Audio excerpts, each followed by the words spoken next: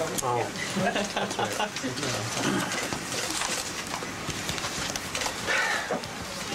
Well, welcome. Just a word first. I apologize for the crowding. I would like to try and do this on a regular basis. I'd like to try perhaps once a week. Frankly, I would prefer a more informal setting than the dais and the big sign behind me and so on.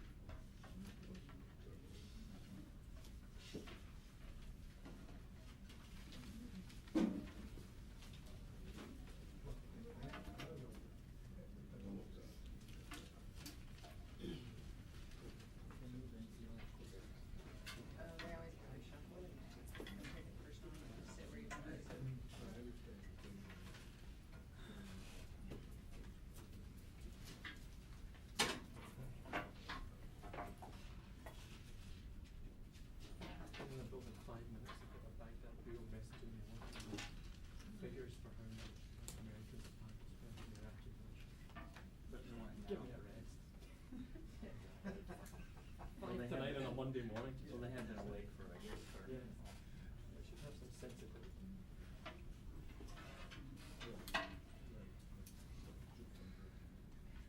Planning to spend or have spent? Who knows what we want? I don't know. I just Yeah, kind those of are very different numbers, aren't they? It's like all these numbers. Why don't they You get them could from pick Minsk? there's 10 different numbers, yeah. Or like the 400-person American embassy that they've got somewhere. Don't bother the Scots with your nonsense. I'm pleasantly surprised to see all of you here early on a Monday morning. A little different. Well, let's see, do we have, yes, I believe we have General Zilmer on the screen there. General, this is Brian Whitman at the Pentagon. Can you hear me okay? Good morning, Mr. Whitman. I can hear you fine. Thank you. Well, good afternoon, and thank you for joining us, General. This is Major General Rick Zilmer. He's the commander of the 1st Marine Expeditionary Force, Forward, and he's also the commander of the Multinational Force West. He began this tour in Iraq in February of '06, and he's speaking today from Fallujah to us.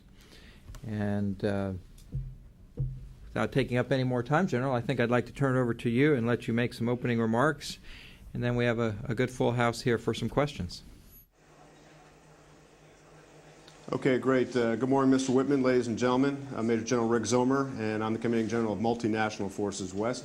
I have the responsibility of coalitions in Al-Anbar province. Multinational Force West is organized around the California-based 1st Marine Expeditionary Force Forward. This MEF is a Marine Air-Ground Task Force and comes complete with support from over 100 organic aircraft from the 3rd Marine Aircraft Wing and is sustained by the Marine Logistics Group out of Camp Pendleton, California. Most of the work on the ground this past year has been accomplished by the United States Army's 1st Brigade, 1st Armored Division, and the 5th and 7th Marine Regiments organized into combat teams with additional capabilities such as tanks, combat engineers, and other enhancements. Recently, the 6th Marines replaced the 5th Marines, who are responsible for the greater Fallujah area, and the 2nd Marines replaced the 7th Marines, who are responsible for the vast northern area from the town of Heat in the south to the Syrian border in the north and west to the Jordanian border. The U.S. Army's 2nd Brigade 28th Infantry Division, followed by the 1st Brigade 1st Armored Division, is also part of the team and is responsible for Ramadi. We also have some real partners with the 14,000 soldiers of the 1st and 7th Iraqi Army Divisions who operate in Anbar Province. The 1st Division is responsible for its own area of operations called AO, Sakar, or Eagle in Arabic. This has been a year of tremendous change. We took over in February 28, 2006. The previous December, Anbar had just completed its provincial elections with some participation of the tribes. Beginning in late March, al-Qaeda began a murder and intimidation campaign that targeted the local tribal leaders who supported the election or did not resist the new government's efforts. Those leaders who were not killed fled the country. Additionally, in the following months, al-Qaeda killed, co-opted, or hired the competing nationalist insurgent organizations. The Golden Mosque of Samarra was bombed in February of 2006 with the intent of al-Qaeda to create sectarian violence, and it worked. Sectarian violence became the main destabilizing force in Iraq, especially in Baghdad. Coalition Iraqi battalions were deployed from Anbar to attempt to stop the bloodshed. Throughout the summer, we were able to build on the idea of Team Fallujah, a community with a strong city council. We partnered with the local police force and Iraqi soldiers to develop their security. When the 1st Armored Brigade arrived in Ramadi in June, we were able to increase vehicle and pedestrian movement into the city by adding checkpoints and screen all the traffic in major thoroughfares in and out of the city. Furthermore, we built forward operating bases in Ramadi's worst neighborhoods to develop a full-time, dismounted presence throughout the city. The FOBs, or the forward operating bases, are also IP stations and are manned by Marines, soldiers, and police. We finished the last one this month. Up north in the western Euphrates River Valley, we created communities in the Haditha Triad and other smaller towns on the river. The concept is the same throughout. Clear the city of insurgents in partnership with the Iraqi Army, hold the city by control of the population movement in and out of the city to screen the terrorists from the civilians, and then build internal security of the city so that the police can grow in safety and partner with the local civic leaders to further develop the police and the economy. One of the most secure areas in Anbar is the Al-Qaim region near the border. The local communities, supported by the tribes and their government, have decided to participate with the rule of law and have as many police in Al-Qaim as there are in Fallujah. The most notable recent development is the desire of the tribal leadership to take responsibility for their cities. They want to clear their neighborhoods of the disbelievers, the takfiri, the criminals who offer no hope, no opportunity, no vision for a peaceful future. We think the security climate has shifted in a positive manner. This is, the local tribe's involvement has contributed nearly 2,000 men to join the Iraqi police and take charge of security in their own neighborhoods. It is this growing cooperation with the local community, this common interest in a better life for its citizens so that they can again prosper, that gives me guarded optimism in the future of Anbar. With that, ladies and gentlemen, I'll be happy to take your questions. Thank you. Well, General, thank you for that overview, and we do have a few questions, and we'll get started right here with Pam Hess to start. General, this is Pam Hess with United Press International. On the matter of the sheikhs cooperating, we've heard that a couple of times before. I know back in 2004 I was told that, and again heard that in 2005. What makes you think that this one is different, or that this time it will stick? And could you give us more specificity about the campaign of intimidation and assassination against the tribal leaders? How many sheikhs were killed? How many fled? And do you have confidence that those that remained behind actually have the chops to pull the tribes in line and do what it is you're asking them to do? Thank you, Pam.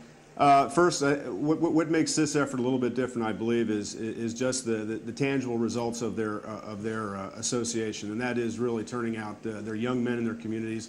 And this is largely Ramadi-based at this point, to come and join the Iraqi police and to a lesser extent the Iraqi army.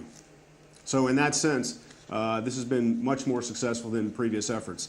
Last year, during the months of December and January, we watched at least 5 members of the Provincial Security Council were all executed during that time as part of that murder and intimidation campaign. That is their MO, and when I speak of they, I'm talking about Al-Qaeda. It is clearly a murder intimidation campaign that is led by execution of leaders. Anybody who demonstrates any effort to cooperate with the coalition forces or the provincial government or the Iraqi army, the IP, the Iraqi police, they set themselves up at some measure of risk. So this has clearly been their main modus operandi over the past year. Again, I'm optimistic because I've seen the results of their efforts. I've attended meetings, economic conferences. The sheikhs have been coming out in very, very large numbers, more so than at any time than we've seen in the year that we've been here. So I'm very confident about their efforts to come together. That said, I believe they will be tested, they will be challenged. This is a growing threat because it is the people that the sheikhs represent. That is the threat to Al-Qaeda. So I'm optimistic about what I've seen. They certainly need to be sensitive about their security. I think they're doing the right things by building their neighborhood watches, contributing their young men to join the police, to join the emergency response units that are largely a new formation, if you will, in the last 3 months. So all the positive indicators of coming together are there.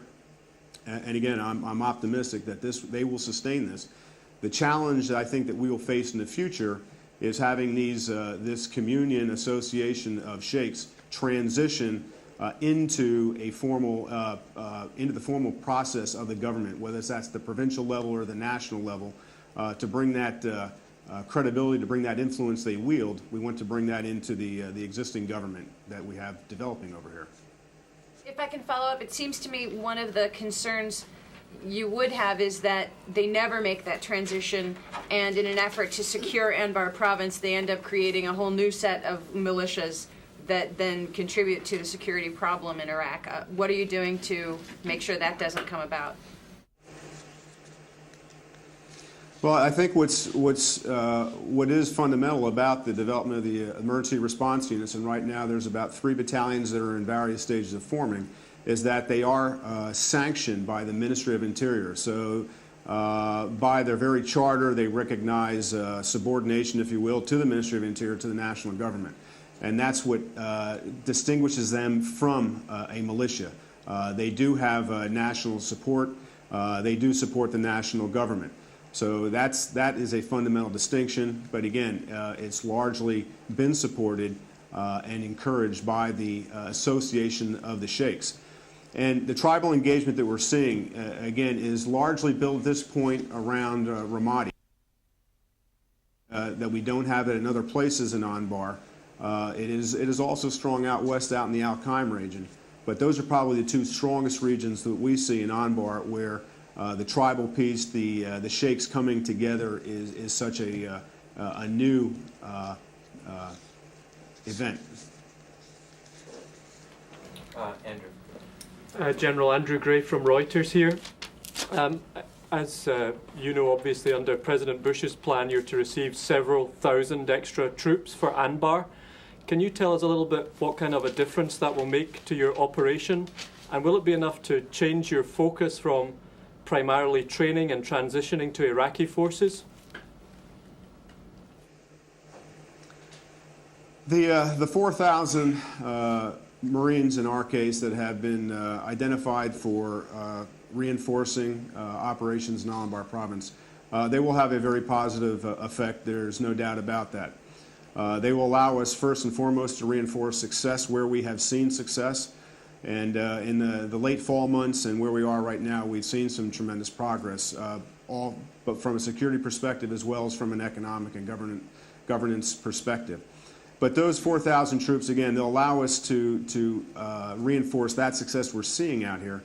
But just as importantly, they were announced as part of the overall Baghdad security plan. Our security out here in Anbar is tied very directly to that of Baghdad and vice versa. So the addition of those 4,000 troops out here are going to enable us to provide that isolation, that security that is essential for the Baghdad security plan. While our role has largely been the development of the Iraqi security forces, that's all a subset of a larger mission statement, which is the defeat of the Al-Qaeda and the insurgents out here. And make no mistake about it, we've been involved in a fight out here for the last year. This is a very active, a very vibrant insurgency that exists out here. We've been very successful in our operations over the course of the last year. So what these additional Marines provide to us is an ability to reinforce the success that we've seen in the last couple of months. It allows us to get to some of the areas that we haven't been able to establish the presence we would have liked.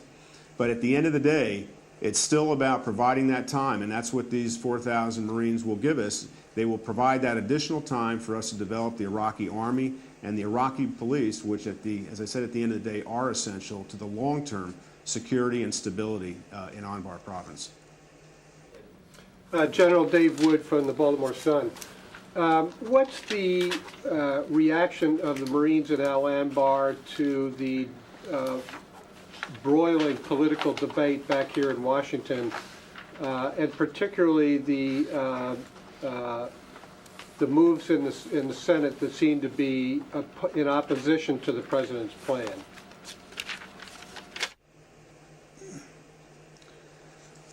I haven't been able to do any in-depth discussion with Marines in light of the activities in the Senate, but I will tell you that we have between television and internet and all the rest. I mean, the Marines, sailors and soldiers, they know what's going on not only in the United States but around the world.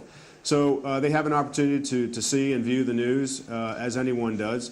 But I think fairly, all of our warriors over here understand what our mission is, what it is that we're trying to accomplish, and I think that's the beauty of our government, and that we have the ability to debate amongst ourselves, and that's the beauty of democracy. So yes, we watch what goes on, and we understand that there is debate back home about the direction of the war and where it's going. But the morale remains very, very high out here. Our Marines understand what their mission is. We have a variety of visitors that come through here on a very frequent basis, and without fail, those guests that come here to visit remark upon the morale of all our forces, not just Marines, it's sailors and soldiers as well. So I think the morale is very good out here. We understand what our nation is asking us to do out here. And I think perhaps the difference is that our Marines, our sailors and soldiers out here every day, they live this event out here. They are out and about in with the Iraqi people in their neighborhoods. They're performing the mission that they have been given. So again, we understand what happens back home. We watch what happens back home, but I'm not concerned about losing sight of the focus, and that is important here because, as I said before, it is a dangerous environment. But as one measure of that, we had a headquarters Marine Corps recruiting retention team come through here in November and December, and re-enlisted 160% of their objective coming out here. So the Marines are voting with their feet by staying in, and so I'm very comfortable that despite that debate that goes on back there, our folks over here are staying true to the mission. General Zilmer, Barbara Starr from CNN. For yourself and other senior commanders in Iraq that you talk to, can you speak a little bit more about the insurgency that you are facing there. What are you seeing, and other commanders that you speak to, in terms of sophistication, money, organization, training? Do you feel that this has moved beyond some sort of improvised insurgency, if you will?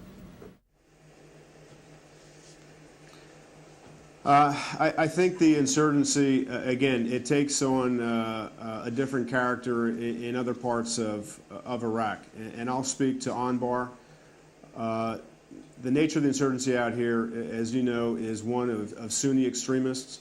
We don't have quite the sectarian divides that you see in Baghdad. Over 90% of the population out in Anbar is made up of Sunnis. The insurgency that we fight daily is largely led by Al-Qaeda. Al-Qaeda is an absolutely ruthless organization. As I said in my statement, there is no peaceful design or opportunity for a future that Al-Qaeda presents to the Iraqi people. It is an absolutely brutal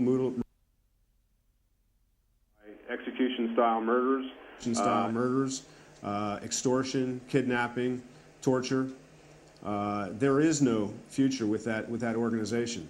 And I think over the months, part of the reason that you've seen this galvanizing of the sheikhs and the tribes, rather, is a recognition that after, in our example, after a year of watching this mindless destruction and violence and anarchy, it's finally settling in to many of the people in Anbar, those that have remained behind, the leaders that have remained behind, that Al-Qaeda offers, there's no future with Al-Qaeda. So it is a very challenging insurgency. It is an insurgency that has international designs. While the insurgency is largely, its day-to-day operations are led by mostly local Iraqis, some of that leadership is foreign, and their design, as I said, is international. What they want is a caliphate state out here. They want to turn back the hands of time. It is antithetical to progress and any positive future. And I think it has taken time for that message to settle in. I think it is settling in now. And as I said, I think that's why we're seeing a lot of these institutions, whether it's the government, the sheikhs, the tribes, beginning to come together, the growth of the Iraqi police, because they recognize the threat that Al-Qaeda represents to them. When you say foreign leadership, again, are you able yet to trace back networks, operations leaders, post-Zarqawi, to Al-Qaeda outside of Iraq? Are you seeing direct connections to Al-Qaeda outside of Iraq? I would say that I think if you will, what the strategic designs of Al-Qaeda are probably driven by external messages to the overall organization. That said, the majority of the day-to-day operations, the cells that we see inside the country, are largely Iraqi in nature. While we believe there are certainly foreign fighters who are part and parcel to that, I would not say that in our example here in Anbar that they are the overwhelming driving force that causes Al-Qaeda to function out here. But we certainly do see the elements of the messages that are, as I say, are of a larger international design.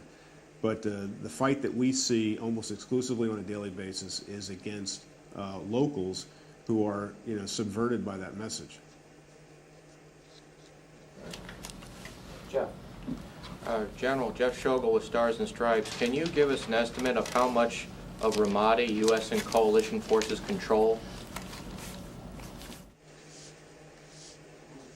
Well, I would say we control the entire city if I desire to go anywhere in the city. Now, certainly there are some dangerous neighborhoods, and our activities since last summer, since about June, have been the systematic reduction in terms of establishing security throughout the city. I can go anywhere I need to go inside the city. It has been a fight in Ramadi, and it is still a dangerous, parts of it are very dangerous. But if you look at, you see, and we met with the governor of Anbar last night, we are beginning to see the signs of shopkeepers returning back to their shops. You see, again, the growing police presence in Ramadi is a very positive element. We see efforts to begin the reconstruction efforts, whether that's repairing the electrical capacity of the city, cleaning up. There is substantial rubble and battle damage in the city. Some of that cleanup has begun. So those are the things that we are beginning to see. There's still a long way to go. The sophistication of the attacks that we've seen in Ramadi.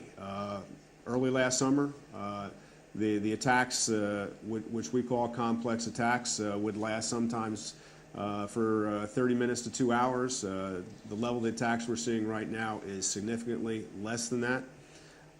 So they are active, they are busy, but the presence of the coalition forces, the Iraqi army, and again the Iraqi police have changed that to the degree that if we need to go any place in that city, we will go there. Are danger zones.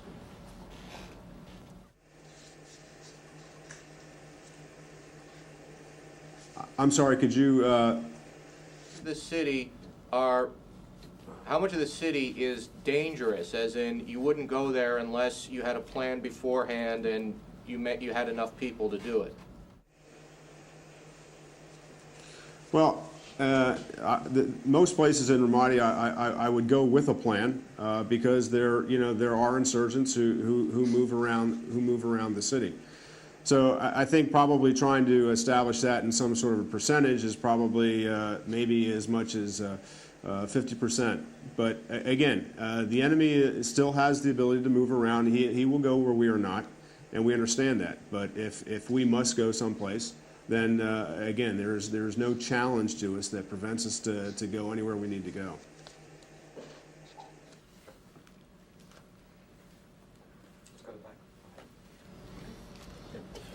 General Ken Fireman from Bloomberg News. I understand the need to take your allies where you can find them, but my question is, by allying ourselves with the sheikhs and tribal leaders, as you described, do we run the danger of alienating other local groups or local leaders who may have no use for al-Qaeda, but are rivals in some sense of the people we're allied with?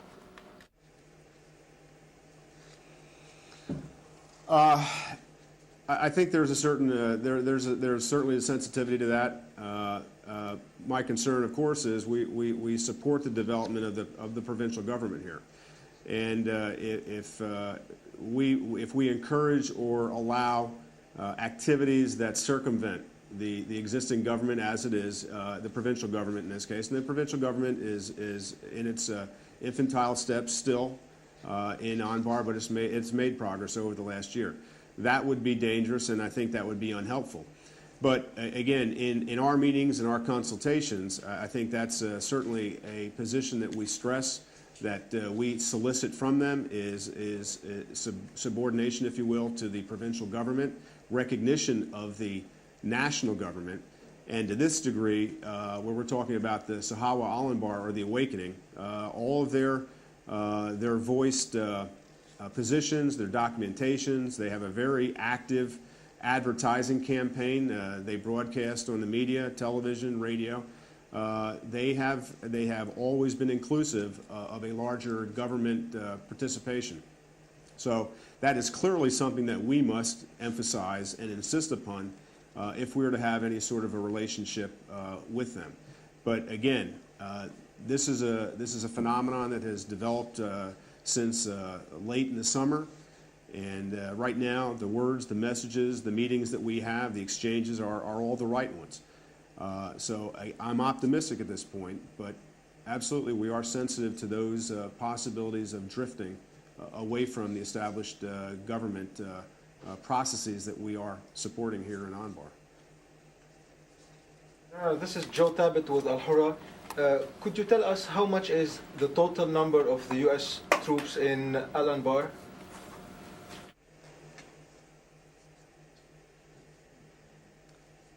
I'm sorry, sir. Did you ask what is the number of troops that are in Al-Anbar?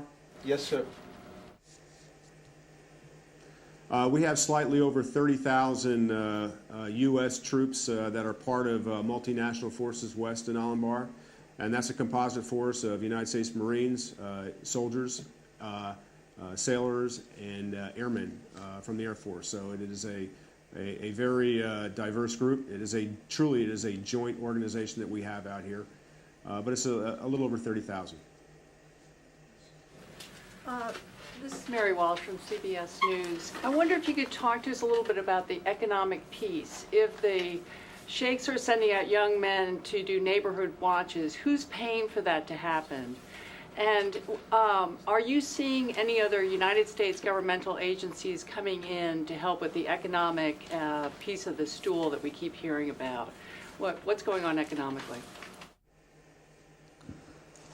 Thank you. I think that's probably the piece that we would like to see the most progress on.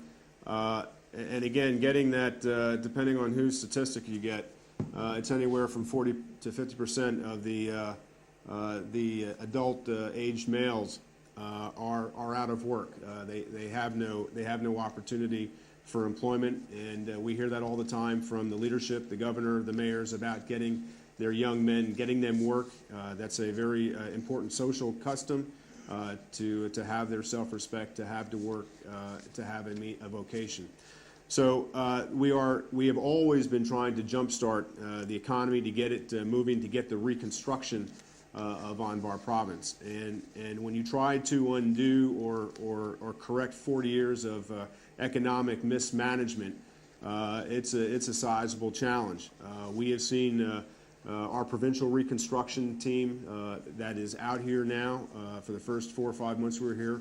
It was in name only an organization, but we have since begun to add some truly talented people who are able to bring that about. So we have invested much time and energy in terms of our civil affairs teams working out of our civil military operations centers to try to get again, to get the economy jump-started, first and foremost with the essential services, whether that's the sewage, the water, the electricity, the trash pickup. Those are the things that need to start. It's certainly not the type of a labor future that we want their young men to, only anticipate that all I'm ever going to do is pick up trash in my city, but it's also trying to get the schools and universities back up and operating. But through a variety of monies and projects, we've completed about 302 projects here in this year alone, worth about $51 million. Again, these are all projects that are intended to generate the restoration of essential services and try to get people back to work, whether it's doing canal clearing as a means of hiring, or doing the mundane things like clearing up rubble, repairing the city. Those are the sorts of things that we're trying to get started. Anbar province is largely an agricultural community. For years, there has been I would say probably benign neglect coming from Baghdad in terms of assisting with the planting, the seeding, the yearly crop development that has to happen out here. Anbar province probably operates at something less than 20% of its capacity for agriculture products here. So this is a ripe area for development, and again, getting some of these young men farming, working their fields. So there are a variety of opportunities here, but it's about getting the railroads working. It's about getting the phosphate plant up and operating. It's about getting the ceramic, the glass factories up again working, and bringing those men off of the streets. It's about filling out the Iraqi army. We still have many slots out here available for the development of the Iraqi army forces. We're still about 3,500 short in the police. So those are the sort of things. It's going to take the economy time. The state-owned enterprises that we are trying to get moving forward now have not been effective for years. Trying to change that idea of working towards a very limited quota, as opposed to being driven by modern market forces, by profit margin. Those are all new ideas, new concepts, and that's what our PRTs bring. We've had a number of economic conferences where we take the leadership of the province, led by the governor, his provincial council members, the mayors, we take them out and expose them to these modern economic processes, hopefully trying to plant that seed that, again, we can move forward. We've been supported by the Office of Oasd with a number of initiatives, again, trying to take these state-owned enterprises and give them a global view, create products rather that have a global appeal. So I would say in the last 6 months, we've brought a lot of expertise here from Oasd, from State Department, the development of our provincial reconstruction teams, USAID. All of these pieces are beginning to take a hold now. And again, going back to the guarded optimism, I think that's what's important to destroy the reason for the insurgency out here, is give these people some hope and prospect for a bright future. But I think we're on the right foot, but it's going to take some time to develop that. General, we have reached the end of our allocated time, and I'd just like to thank you once again for talking to us about this important region in Iraq. Before we bring it to a close, so let me turn it back to you in case you have any closing comments you'd like to make. Thank you, Mr. Whitman. I would like to perhaps leave you with one final thought, and I know I am not the first and I'm not the last commander who you spoke with out here who would express this to you, but it's been an absolute honor and privilege to serve with the men and women from the United States military who were deployed over here. They do their work every single day, day in, day out. 20-hour work days are not uncommon here. There are few days off, if any. But despite the hardships, the sacrifice, the danger that exists out here, they have absolutely been the greatest part of what we have done over here. So I've been absolutely thrilled to share in this challenge over here with every one of them, and the families back home, the fathers, the mothers, the husbands, the wives, the children of these great servicemen serving over here should be very, very proud of the dedicated hard work that happens over here day in and day out. And many times the things that we do don't make the 6 o'clock news. The work that we're doing over here, as I said before, it's not glamorous, it's not spectacular, but it's the essential bedrock of developing this society and transitioning the society to one of security and stability that's so important. So it's been an honor to work over here for the last year with these great Americans. And the last thing is we have paid a price to be over here. We have lost a number of Marine sailors and soldiers over here. And as always, our prayers remain with the families who have to deal with that tragedy. They have been all great Americans, and it's been an honor to serve beside them. So I just feel very, very good about the opportunity to serve with these great people over here, and I hope that sentiment is understood by everyone back home. Well, thank you for that, General. We are certainly know that your days are long also, and we appreciate the opportunity to spend some time with you, and hope that in a couple of months perhaps we can have you back and hear about the progress that's going on in Al-Anbar. Thank you very much, Mr. Whitman.